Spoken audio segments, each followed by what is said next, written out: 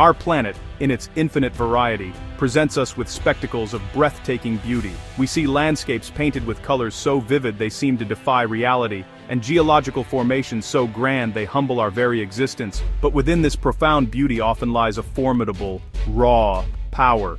Nature, in its most untamed state, is not always a gentle host. It can be a force of immense power, carving canyons, raising mountains, and shaping environments where the rules of survival are written in stone, fire, and ice. Humanity, driven by an insatiable curiosity, has long been drawn to these frontiers. We possess a deep-seated desire to explore, to understand, and to witness the world's greatest wonders for ourselves. Yet, this exploration is not without its perils. The very forces that create such astounding beauty can also present the gravest of dangers.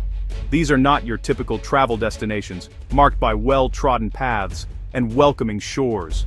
They are places where a single misstep can be fatal, where survival itself is a monumental challenge against the elements. Join me as we embark on an extraordinary journey to the world's most dangerous, yet captivating, natural wonders. We will venture to the edge of what is possible, to places where the earth is still being forged, and where life clings on by the most tenacious of threads. These are the places that inspire awe and command respect, the most dangerous places on earth that you won't believe exist. This is a testament to the power of our world and the enduring spirit of life. Our journey begins in the heart of Yellowstone National Park, at a feature that appears almost otherworldly. The Grand Prismatic Spring is the largest hot spring in the United States, a vast steaming pool painted with the vibrant hues of a rainbow. Bands of brilliant orange, yellow, and green encircle a deep, azure blue center. These colors are not from minerals, but from vast colonies of microscopic organisms, each thriving at a specific water temperature. It is a masterpiece of natural art, a living palette on a colossal scale. But this beauty is a deceptive veil. The water at the spring's center is superheated, reaching temperatures near boiling point, far too hot for any life to survive. The steam that billows from its surface carries a faint sulfuric scent, a reminder of the volcanic power churning just beneath the thin crust of the earth. The ground surrounding the spring, a fragile sinter crust, is treacherous. It may look solid, but it can be as thin as a pane of glass, concealing scalding water and mud just inches below. For this reason, visitors are confined to a boardwalk, a necessary barrier between human curiosity and mortal danger. To stray from this path is to risk a horrific fate. The spring is a powerful illustration of how the most beautiful phenomena in nature can also be the most perilous. It demands our admiration, but also our utmost respect and caution. A place where one must tread with an awareness of the immense volatile power simmering just out of sight. We travel now to the vast delta where the Ganges, Brahmaputra, and Meghna rivers meet the Bay of Bengal. Here lies the Sundarbans, the largest single block of tidal mangrove forest in the world. It is a labyrinth of waterways, mudflats, and small, densely forested islands. This unique ecosystem is a vital buffer against cyclones, its tangled roots holding the land together against the constant push and pull of the tide. It is a nursery for countless species of fish, a sanctuary for birds, and a critical carbon sink for the planet. This amphibious world, however, is ruled by predators. It is home to the last great population of Bengal tigers, but these are not like the tigers of the inland forests. Here they have adapted to the semi-aquatic environment. They are powerful swimmers, stalking their prey through the mud and water, and they have a notorious reputation for being particularly aggressive towards humans. In the Sundarbans, it is a stark and humbling truth that we are not at the top of the food chain. The dangers do not end with the tigers. The murky waters teem with enormous saltwater crocodiles, some of the largest in the world, lying in ambush. The forest floor and canopy are home to a host of venomous snakes, from king cobras to pit vipers. For the local communities who depend on the forest for their livelihood, every journey for honey, fish, or wood is a calculated risk. The Sundarbans is a visceral reminder that in some corners of the world, humanity is merely a guest in a kingdom governed by older, more powerful laws of nature. Off the coast of Belize, nestled within the Lighthouse Reef, lies a near-perfect circle of deep dark blue, starkly contrasting with the surrounding turquoise shallows. This is the Great Blue Hole, a giant marine sinkhole over 400 feet deep. It was once a dry limestone cave system during the last ice age, when sea levels were much lower. As the oceans rose, the cave flooded and its roof collapsed, creating this spectacular and intimidating underwater cavern. For scuba divers, it represents an ultimate challenge, a descent into the planet's geological past. The initial drop is into a world of clear water and reef life, but as one descends deeper, the environment changes dramatically. The light fades, the water grows still and eerily clear, and colossal stalactites, remnants of its dry past, hang from ledges like stone chandeliers in a submerged cathedral. It is a hauntingly beautiful, silent world, but this descent into the abyss is fraught with peril. The extreme depth puts divers at high risk of nitrogen narcosis, a disorienting condition often described as an underwater intoxication, which can impair judgment and lead to fatal errors. The ascent is equally dangerous, requiring slow, careful decompression stops to avoid the crippling and sometimes deadly effects of the bends. The Great Blue Hole is a geological wonder that lures us into its depths, but it is an environment utterly alien to us, demanding profound respect and technical mastery to explore and return from safely.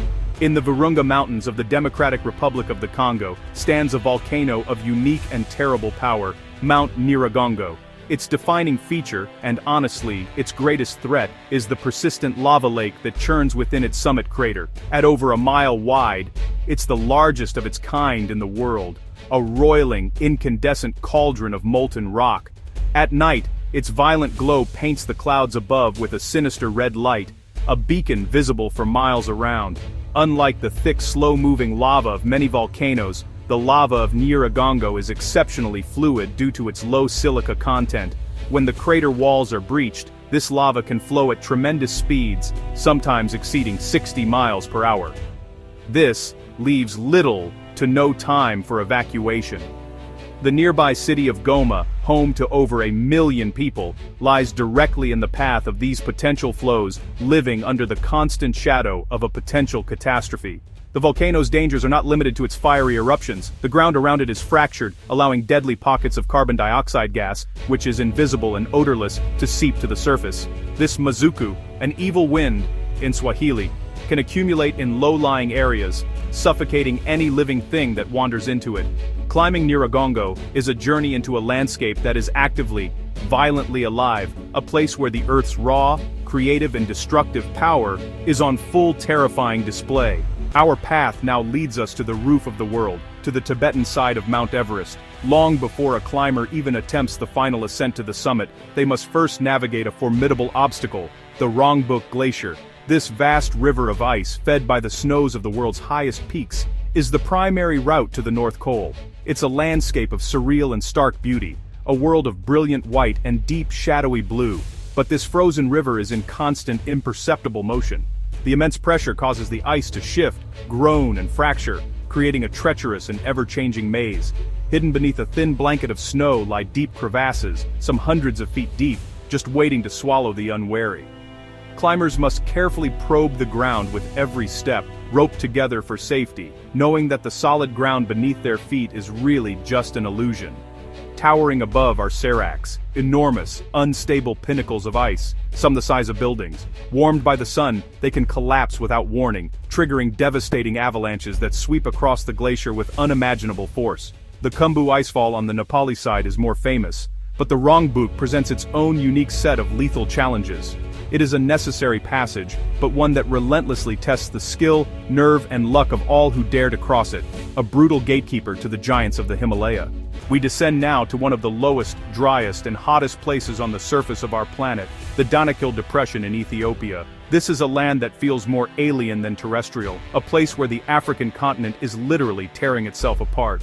Here, 3 tectonic plates are diverging, creating a landscape of geological chaos. Temperatures in the day frequently soar above 120 degrees Fahrenheit, making it one of the most inhospitable environments imaginable for human life. The landscape is a psychedelic tapestry of vibrant, toxic colors. Hydrothermal fields bubble with acidic fluids, creating pools of lurid yellow and green, ringed by fragile salt formations. The air is thick with the suffocating fumes of chlorine and sulfur, gases that are poisonous to breathe. This is not a place for the unprepared. The ground is unstable, the heat is relentless, and the very air is hostile. And yet, against all odds, life exists here. Extremophile microbes thrive in the acidic, superheated waters, offering scientists a glimpse into how life might have begun on a young, volatile Earth, or how it might exist on other planets. The Afar people, who have called this brutal region home for centuries, have adapted to this extreme environment, harvesting salt from the vast salt flats in a tradition that has endured for generations. The Danakil Depression is a crucible, a place of torment and creation, where the raw, violent processes of our planet are laid bare. In the Mojave Desert of the United States lies a place with a name that serves as a stark warning: Death Valley. It's a long, narrow basin, sunk below sea level, and it holds the record for the highest air temperature ever reliably recorded on Earth. A staggering 134 degrees Fahrenheit. This is truly a land of extremes, a natural furnace where the sun beats down with punishing intensity, and rain is a rare, fleeting event. The geography of the valley creates this intense heat. The high, steep mountain ranges that flank the valley trap the hot air, which circulates and is heated further by compression as it sinks. The sparse vegetation offers little to no shade, and survival here is a constant battle against dehydration and heat stroke.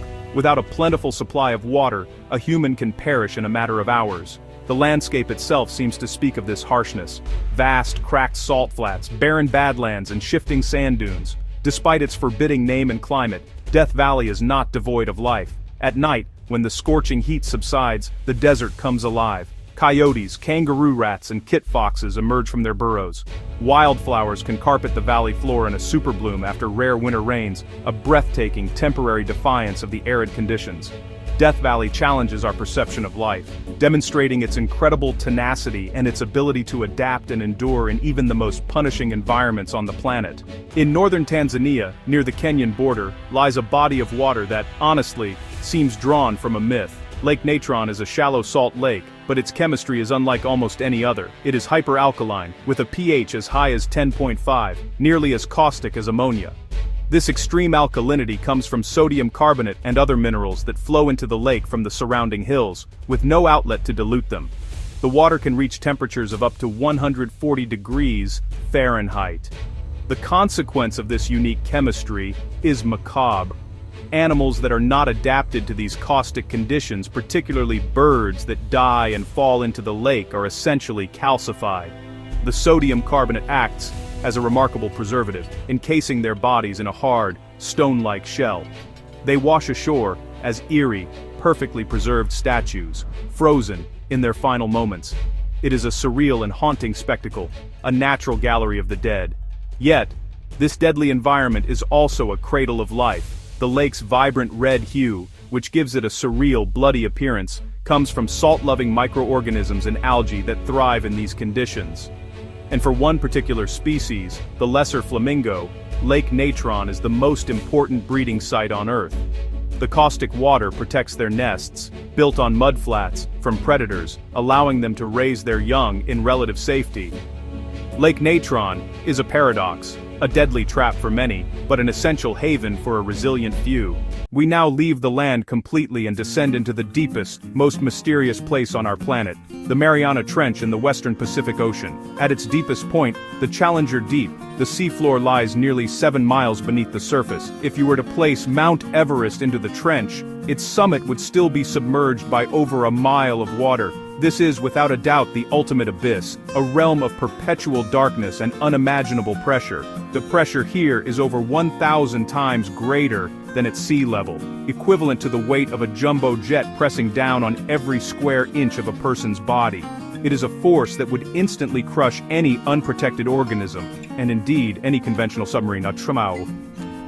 Exploring this realm requires specialized, robust submersibles, technological marvels built to withstand forces that, honestly, defy comprehension. Down here, sunlight has never penetrated. The only light comes from the bioluminescence of the creatures that call this place home. For centuries, it was believed that no life could possibly exist in such a hostile environment, but recent explorations have revealed a surprisingly diverse ecosystem. Strange, translucent fish, giant amphipods, and other unique organisms have adapted to the crushing pressure and freezing temperatures. The Mariana Trench is the last true frontier on Earth, a world less explored than the surface of the moon. It holds countless secrets about the origins of life and the limits of biology, a dark, silent kingdom that continues to challenge our understanding of what is possible. We return to the United States, but this time to the northeast, to a mountain that, despite its modest height of just over 6,200 feet, holds a reputation for some of the worst weather in the world. Mount Washington, in New Hampshire's White Mountains, is a place where the forces of the atmosphere converge with terrifying power. Its location at the confluence of several major storm tracks makes its weather notoriously unpredictable and violent. The mountain is most famous for its wind. In 1934, the observatory at its summit recorded a wind gust of 231 miles per hour, which for decades remained the highest wind speed ever measured on the Earth's surface. Even on a seemingly calm day, hurricane-force winds can develop in a matter of minutes. Combined with freezing temperatures that can plummet well below zero and dense, disorienting fog, the conditions on the summit can become life-threatening with shocking speed. This has earned Mount Washington the grim distinction of having one of the highest fatality rates of any mountain. Hikers, even experienced ones, can be caught off guard by the sudden dramatic shifts in weather. The mountain is covered with signs warning of the dangers, stating bluntly that the area ahead has the worst weather in America. It stands as a powerful testament to the fact that danger in the natural world is not always a matter of great height or exotic location, but can be found wherever the elements combine with concentrated fury. Our journey takes us to the southwestern coast of Africa, to a place where one of the world's driest deserts meets the cold, turbulent waters of the Atlantic Ocean. This is Namibia's Skeleton Coast. Its name was earned not from bones bleaching in the sun, but from the countless shipwrecks that litter its shores, victims of the treacherous conditions. A dense cold fog, created by the cold Benguela current meeting the hot desert air, often blankets the coast, reducing visibility to near zero. Navigating these waters has been a sailor's nightmare for centuries. The fog conceals a coastline of shifting sands and violent surf, making it nearly impossible to find a safe landing. Ships that were drawn off course would run aground, their hulls torn apart by the relentless waves. For the survivors who made it to shore, their ordeal was far from over. They found themselves stranded in a vast, waterless wilderness with no hope of rescue, a fate that was often slower and more cruel than drowning. The landscape is one of desolate, haunting beauty. The rusted skeletons of wrecked ships lie half buried in the sand, slowly being consumed by the desert. The bones of whales and seals are scattered along the beaches, testament to the harsh realities of life and death in this place. Yet, even here, life adapts. Desert-adapted lions and elephants roam these shores, scavenging and surviving in a place that seems to offer nothing. The Skeleton Coast is a graveyard, a stark and beautiful monument to the unforgiving power of both sea and sand. At the northwestern base of Japan's iconic Mount Fuji lies a forest of profound density and unsettling quiet. This is Aokigahara, also known as the Sea of Trees. Formed on hardened lava from a major eruption centuries ago, the forest floor is uneven, porous, and covered in a thick carpet of moss. The trees grow so closely together that they block out most sunlight and wind, creating an environment that is strangely still and silent. The volcanic rock beneath the forest is rich in magnetic iron, which is said to interfere with compasses, making navigation extremely difficult. It is remarkably easy to become disoriented and lose one's way. The dense canopy and lack of wildlife sounds contribute to a feeling of deep isolation. There are no birds singing, no animals rustling in the undergrowth. The silence is absolute, broken only by the sound of one's own breathing and footsteps. This natural eeriness has, tragically, become intertwined with a dark chapter of human history. The forest has gained an infamous reputation as a site for those who have chosen to end their lives, and signs with counseling hotlines are posted at its entrances. This has cast a somber pall over a place of unique natural beauty. Aokigahara is a complex and sorrowful place, a forest whose natural disorienting qualities have become a backdrop for human despair, a sea of trees that holds a deep and haunting silence. We now visit a place where the danger is not a creation of nature, but a catastrophic failure of human technology. The Chernobyl exclusion zone in Ukraine is the site of the world's worst nuclear disaster. In 1986, a reactor at the power plant exploded, releasing a vast cloud of radioactive material across Europe. The surrounding area, including the city of Pripyat, was evacuated, creating a 1,000 square mile zone of alienation, frozen in time. The primary danger here is invisible, odorless, and silent radiation. Hotspots of intense contamination still exist, particularly in the Red Forest, where the pine trees turned a ginger-brown color and died after absorbing massive doses of radiation. Though levels have decreased over the decades, the area will remain unsafe for permanent human habitation for thousands of years. The abandoned city of Pripyat is a haunting ghost town, its schools, apartments, and amusement park, left to decay, a chilling monument to the disaster. Yet, in the absence of humans, an extraordinary thing has happened. Wildlife has returned. Wolves, bears, wild boar, and the rare Przewalski's horse now roam the empty streets and overgrown forests. It seems that the threat of radiation is less of a deterrent to wildlife than the presence of humans. Chernobyl has become an unintentional and deeply paradoxical wildlife sanctuary. It is a stark lesson in the long-lasting consequences of our mistakes, and a powerful if unsettling demonstration of nature's ability to reclaim what we abandon. While Everest is the highest mountain on Earth, climbers who have faced both will often tell you that the second highest, K2, is the far greater challenge. Located on the border of Pakistan and China, K2 has earned the fearsome nickname, the Savage Mountain. It is a near-perfect pyramid of rock and ice that rises steeply on all sides, offering no easy route to its summit. Its dangers are relentless and varied. The climbing is technically much more difficult than on Everest, requiring advanced rock and ice climbing skills at extreme altitudes where, honestly, every movement is an effort. The weather is notoriously fickle and severe, with storms appearing suddenly and trapping climbers high on the mountain. But perhaps the greatest objective danger is from avalanches. The mountain's steepness means it sheds snow constantly, and several key sections of the route, like the infamous bottleneck, lie directly beneath massive, unstable seracs. For these reasons, K2 has a terrifyingly high fatality rate. For every 4 climbers who have reached the summit, approximately 1 has died trying. It has never been climbed in winter until very recently, a feat considered one of the last great prizes in mountaineering. K2 is the ultimate test of a mountaineer's skill, endurance, and nerve. It is a mountain that does not suffer fools, a truly savage peak that commands respect and inspires a profound sense of awe in all who see it, and, well, a deep-seated fear in those who attempt to climb it. Our final destination is a landscape so arid, so devoid of moisture, that it is used by scientists to simulate the conditions on Mars. The Atacama Desert in Chile is the driest non-polar desert in the world. Some weather stations here have never recorded a single drop of rain. This extreme aridity is caused by a double rain shadow. The Andes Mountains block rain from the east, and the cold offshore Humboldt Current prevents moisture from forming to the west. The result is a landscape that is almost completely sterile in its core regions. It is a world of rock, sand, and salt, stretching for hundreds of miles. The lack of moisture and vegetation means there is little to obscure the geology, revealing a stark and beautiful terrain of canyons, salt flats, and ochre-colored earth. The air is so clear and free of light pollution that the Atacama is home to some of the world's most powerful astronomical observatories, which gaze out into the cosmos from this alien world on Earth. Survival here is a monumental challenge. The lack of water is an absolute barrier to most forms of life. And yet, even here, life finds a way. In some coastal areas, specialized plants have learned to capture moisture from the fog that rolls in from the Pacific.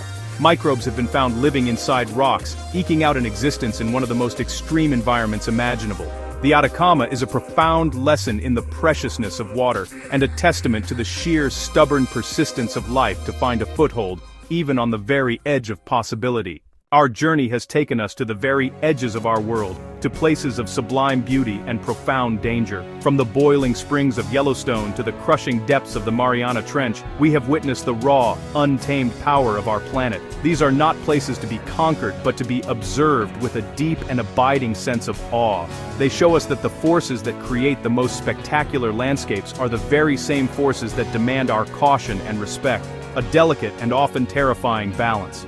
In these extreme environments, we see the incredible resilience of life.